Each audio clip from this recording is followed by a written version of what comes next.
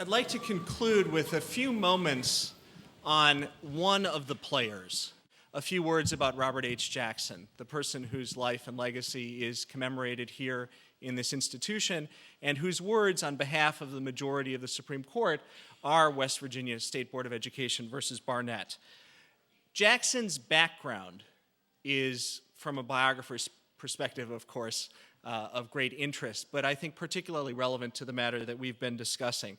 His life beginning in Pennsylvania, not quite in Minersville, but Warren County, Pennsylvania, where his Spring Creek birthplace is located, is not too many hours from Minersville, and then moving to Frewsburg, and then moving to Jamestown, and then moving to Washington and the world stage, had religious threads woven in it that I think are part of this Barnette story. The Jacksons were Christians and believers, but not particularly churchgoers. And in that respect, they were largely out of step with the communities in which young Robert Jackson grew up. For example, in Frewsburg, his family home, his boyhood home, was literally across the street from the Baptist church. He wrote later that his parents sent him there for Sunday school because it was there, but it was not particularly important in a religious sense. He, as an adult, was married to a woman who had much stronger commitments to their Episcopalian faith, and when their children came of a certain age, their son William was due to be confirmed. And Bill Jackson said to his father, "Why do I have to go through this if you never did?"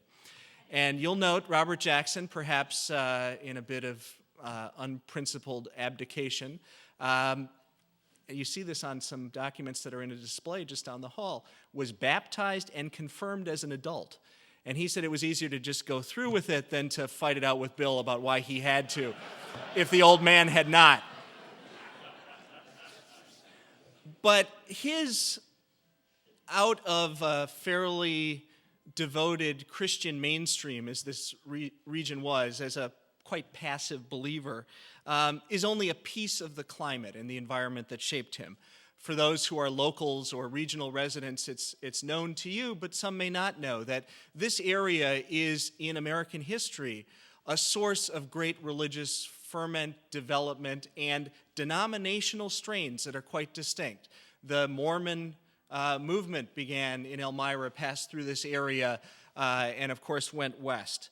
Up the lake and inland just a little bit is the Lilydale spiritualist community, which had, of course, to this day, I think, a belief system. In the woods near Frewsburg is the site of the former Kayentone movement. Believers, a sect or a separate community that had its housing. Jackson, as a young boy, decades after Kayentone had ceased to be living there and those buildings were no longer standing, loved to hike and ride and explore and learn, and as an adult studied in detail the history of the Kayentone movement. I'm learning as we speak that the community Jackson was a young lawyer in, Jamestown, in the 1910, 11, 12, 13 time period, was a community with Jehovah's Witnesses, both English-speaking and Swedish-speaking.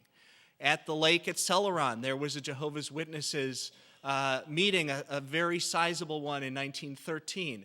In other words, Robert Jackson wasn't of them, he was near them, he was aware of them, and that has to be a part of his thought process a couple decades later when he's a judge evaluating rights claims. In particular, I think Jackson's voting, which, as Bennett Bosky summarized, includes votes to uphold some of the restrictions, general state restrictions on Jehovah's Witnesses, but of course his vote in Barnette to strike down the flag salute, connects back to two particular events in his own boyhood, which he, in his candor and maturity, wrote in his old age, relatively old age. He first described as a young boy going with a friend to a revival meeting in a tent somewhere outside Frewsburg, and during the preaching, many people would feel the Spirit and were overcome and would physically collapse. And Jackson and his friend feigned the same experience, making fun of the believers at this meeting. Well, when Jackson's family got wind of this, his father gave him a severe whooping, which I think is an early piece of constitutional doctrine that might stick with one. about freedom of people to believe and practice without being mocked or attacked if you're not one of them. And then there's a second event that I think is even closer to the mark. Jackson, as a very young boy, was often in the care of his grandfather. His parents worked on a farm and were very busy during the days. His grandfather had less mobility and time on his hands, had served his years in the fields and was caring for the young boy. And one day, a proselytizer came to the door. And this person knocked, and Jackson's grandfather answered, and this person preached. And Jackson's grandfather stood and listened. And it took quite a period of time before the visit was over and grandfather Jackson had closed the door. At which point, as young Robert recounts it decades later, he said basically, why did you put up with that? You don't believe in any of that. What was that all about? And the grandfather's answer was, it was about respect. It was about listening to a person in a way that wasn't impinging on me in any great way, practicing their belief and treating them respectfully. Now, Robert Jackson, by 1940, when Gobitis is decided, the Supreme Court's constitutional upholding of disrespect in the flag salute context in Minersville, Pennsylvania, is in the cabinet. He's the Attorney General of the United States. And he's a close friend of Felix Frankfurter, and he's in proximity to this process, and he is arguing bitterly that the court has made a wrong mistake. There's a famous meeting, Sean Peters in his book recounts it, at Archibald MacLeish's home, where a heated argument breaks out, and Jackson is on the anti-Frankfurter, anti-Gobitis side. He also argues that position on the fringes of a cabinet meeting in that time period. And to jump over Barnette, I don't think that is disconnected, and I don't think Barnette is disconnected from the work he does a few years later at Nuremberg, where a part of the evidence of crimes against humanity that is proven and prosecuted by Robert Jackson as the chief American prosecutor is religious persecution, including persecutions of Jehovah's Witnesses. And of course, in 1943, there is Barnette itself. It is a decision of the court. It is an opinion authored by Robert Jackson in his eloquence and great skill. It's a drafting process in which he is assisted enormously and mentored by Chief Justice Harlan Stone, who, in addition to the Barnette sisters, would be at the top of my heroes list with regard to the Barnette case. I think it's appropriate to close simply with a few paragraphs from that opinion of June 14, 1943.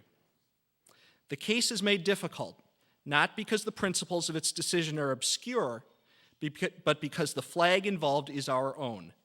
Nevertheless, we apply the limitations of the Constitution with no fear that freedom to be intellectually and spiritually diverse or even contrary will disintegrate the social organization. To believe that patriotism will not flourish if patriotic ceremonies are voluntary and spontaneous instead of a compulsory routine is to make an unflattering estimate of the appeal of our institutions to free minds.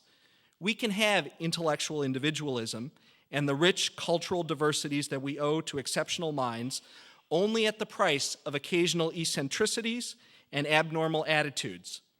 When they are so harmless to others or to the state as those we deal with here, the price is not too great. But freedom to differ is not limited to things that do not matter much. That would be a mere shadow of freedom. The test of its substance is the right to differ as to things that touch the heart of the existing order. If there is any fixed star in our constitutional constellation, it is that no official, high or petty, can prescribe what shall be orthodox in politics, nationalism, religion, or other matters of opinion, or force citizens to confess by word or act their faith therein. If there are any circumstances which permit an exception, they do not occur to us now. In an interesting way, those words and this decision has become something of an American, I use the word cautiously, prayer. It is a part of what we are as a polity.